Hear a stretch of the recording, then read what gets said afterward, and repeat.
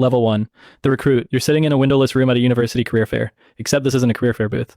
This is a private office borrowed for the afternoon, and the man across from you doesn't have business cards. He knows your name. He knows your GPA. He knows you speak Mandarin and spent a summer in Beijing. He knows things about you that aren't on your resume. Have you ever considered government service? That's how it starts. Not with a job posting, not with an application, with a question in a quiet room from a man who won't give you his real name. You're 22 years old. You have a degree in international relations and $80,000 in student debt.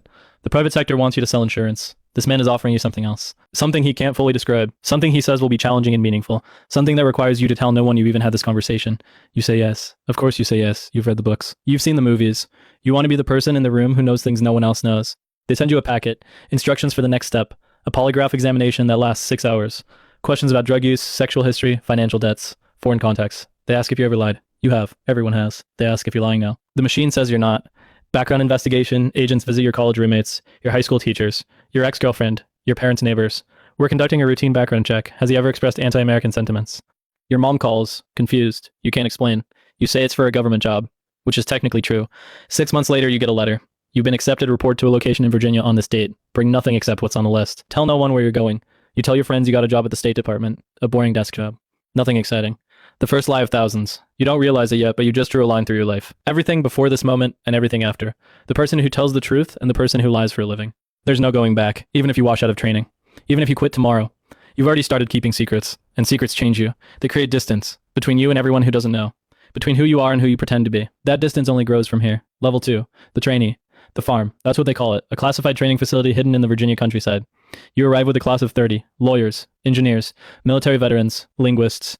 A few people who seem completely ordinary, which probably means they're not. The training lasts 18 months. You learn to shoot. Not like the military teaches, not standing at a range punching paper. You learn to draw a concealed weapon and put 2 rounds in a target in under 2 seconds.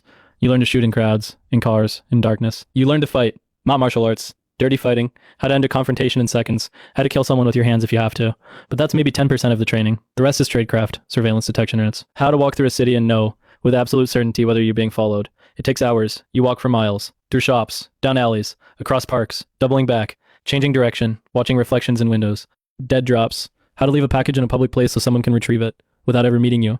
A gap in a brick wall. A magnetic box under a park bench. A hollowed out ruck by a trail. Brush passes. How to hand someone an object while walking past them on a sidewalk. The exchange takes less than a second. To any observer, nothing happened. 2 strangers passed each other. That's all. Cover stories. You create legends. Fake identities backed by fake documents, fake employment histories, fake references who will answer the phone and confirm your story. You become someone else, multiple someone else's. You practice until the lies feel like truth, until you react to your cover name as naturally as your real one. You learn to recruit assets. This is the core skill. Everything else supports this. An asset is a foreign national who agrees to betray their country and give you secrets.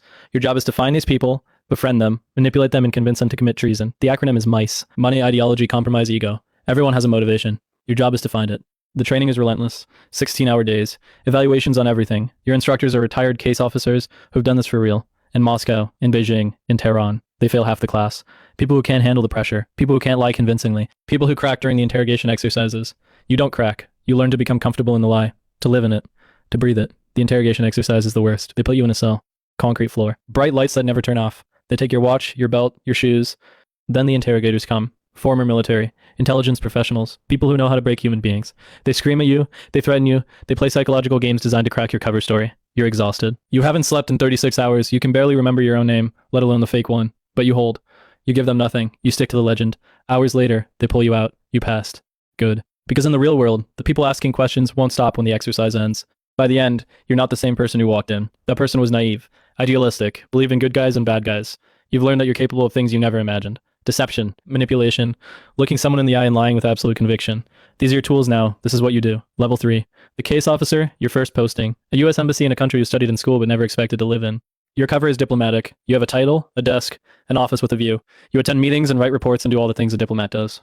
Except you're not a diplomat. You're a spy operating under diplomatic cover. Your real office is a secure room inside the embassy called the station. Your real boss is the chief of station, not the ambassador. The ambassador doesn't know what you really do. Or he does and pretends he doesn't. Either way, you don't discuss it. Your job is to recruit assets, foreign nationals with access to information your government wants.